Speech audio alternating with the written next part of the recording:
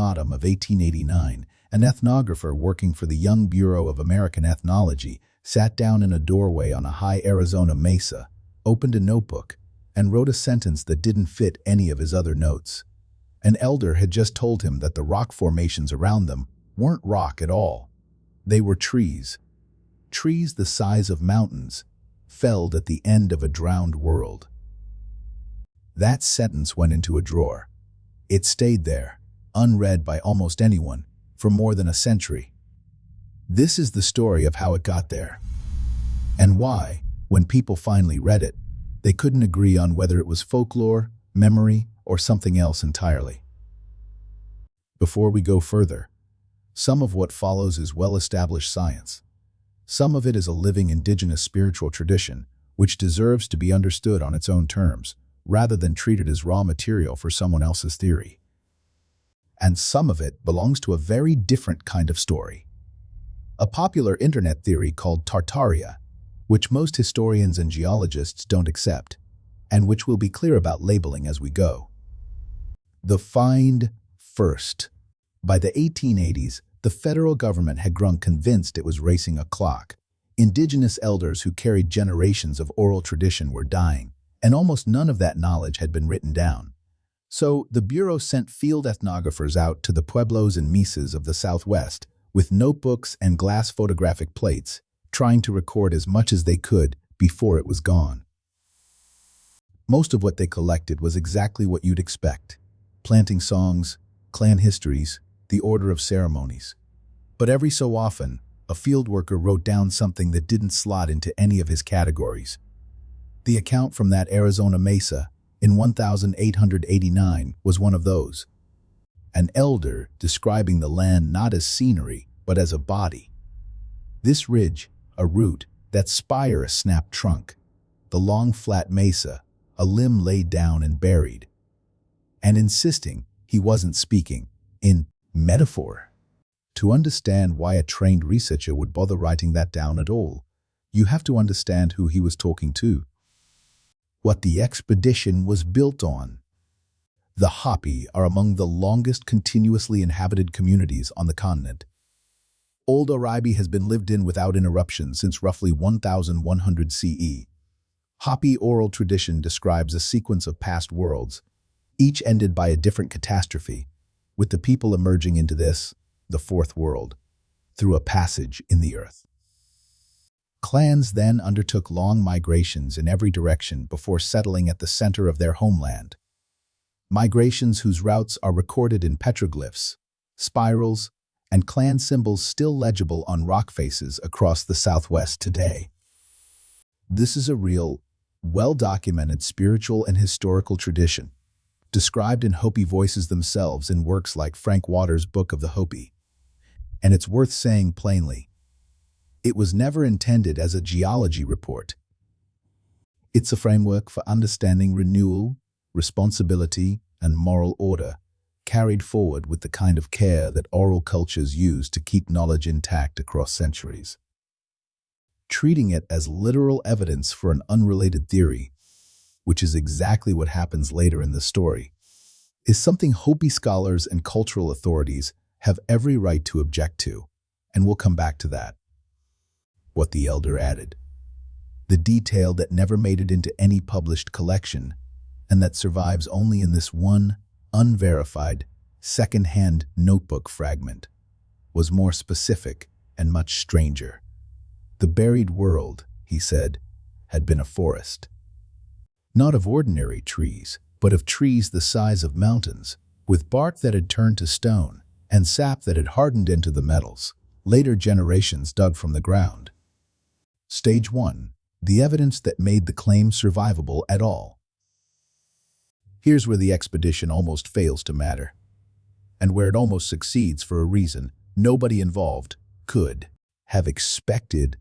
Not far from that mesa lies the Petrified Forest, a real, extensively studied site where the fallen trunks of late Triassic conifers, roughly 200 million years old by mainstream dating, lie in the open, their wood replaced cell by cell with quartz.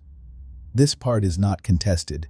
It's demonstrated, dated, and on display in a national park you can visit today. And in the very years the elder was speaking, that forest was being destroyed. Word had spread that the petrified logs were shot through with amethyst and clear quartz, and prospectors arrived with dynamite, blasting intact trunks apart to sell the crystal and grind the rest into abrasive grit. The destruction was fast enough and total enough that within a decade, conservationists were sounding alarms, and the site was eventually protected. But not before an unknown quantity of it was already gone. So at the exact moment one elder was telling a stranger that the land itself was a forest turned to stone, other men, one canyon over, were proving the smaller version of that claim true, and destroying the evidence as they went. Nobody connected the two events at the time. That's not because the connection isn't striking. It's because almost nobody was listening to the elder, and almost nobody thought the crystallized logs were anything but a curiosity to be mined. Stage 2. The near derailment, where stump becomes a theory. The expedition's real trouble starts here, because the elder wasn't only talking about the small, well-documented petrified logs. He was pointing past them, at the mesas and buttes on the horizon, and calling those the trees that mattered. That's the move that, more than a century later, would connect this fragment to something much bigger and much shakier. Around the world, geologists have long studied basalt formations made of tall, tightly packed, often six-sided columns. The Giant's Causeway on Ireland's northern coast, Devil's Tower rising nearly 900 feet above the plains of Wyoming. The mainstream explanation is well tested and directly observable in the geologic record. Thick lava sheets cool slowly and evenly, and as they contract, they fracture into columns, the same way drying mud cracks into regular plates. This is not a disputed process. Geologists can point to places where it's happening today. But to the eye, columnar basalt looks a great deal like the cross-section of a torn tree trunk. And in recent years, a loose online movement has built an entire alternate history on that resemblance. It's called Tartaria. Here's the label, and here's the honesty this part requires. Tartary was a real historical term, a vague, catch-all label 18th and 19th century European mapmakers used for large stretches of inner Asia they didn't understand well, much the way older maps once wrote, "Here be dragons over blank ocean." As geographic knowledge improved, the label was replaced on maps, with more specific regions and nations. The ordinary, well-documented process of cartography catching up to exploration. The Tartaria theory takes that vanished label and builds something far larger on it. The claim that it named a lost global civilization, erased from history by a cover-up, and that its buildings, reinterpreted as far older and grander than official history admits, were buried by a worldwide mud flood within the last few hundred years. Believers point to older buildings whose ground floors sit below current street level as physical proof. Mainstream historians and archaeologists reject this account, and for a specific, checkable reason. The buried ground floors are well explained by ordinary urban processes. Streets and grades rising over centuries through repaving, flood silt, and deliberate landfill, a phenomenon documented in cities from Rome to Chicago, with construction records, engineering surveys, and datable strata to back it up. There is no peer-reviewed geological, archival, or archaeological evidence for a synchronized global flood event within the time frame the theory requires. This is, at present, a speculative fringe claim, not a suppressed truth, not a serious minority position within earth science or history, just a popular internet theory with real narrative appeal and no supporting body of evidence. That matters here because it's easy, once you've stood among 200-million-year-old petrified logs and looked up at a 900-foot column of grooved stone, to feel the pull of the bigger claim. That the columns are stumps too, that a forest of impossible giants once stood where the plains are now, buried by the same event the elder described. Some Tartaria communities have adopted exactly that imagery, seizing on the coincidence that basalt columns are sometimes silica-rich, the same mineral that fills petrified wood, as if chemistry were confirming folklore. Geologists have a simpler explanation for that overlap. Silica is one of the most common minerals in the crust, and it fills cracks and cavities wherever groundwater carries it, in volcanic rock and fossilized wood alike. Coincidence of composition, not a shared origin story. Stage 3. What the expedition actually recovers. So what's left? Once the fringe theory is set aside and the mainstream science is given its full, deserved weight, what's left is smaller than the internet version of this story, and, arguably, more valuable. It's a documented pattern of behavior. Government ethnographers racing against time in the 1880s, gathering fragments of oral tradition they didn't always understand, filing the strange ones in no folder at all. It's a real forest, genuinely turned to stone, genuinely looted for profit in the very years this account was recorded.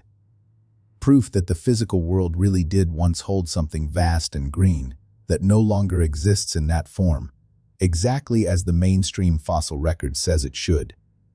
It's a living Hopi tradition of world endings and careful remembering that exists on its own terms, independent of anyone's theory about basalt columns, and that Hopi people continue to hold and interpret today far better than any outside narrator can.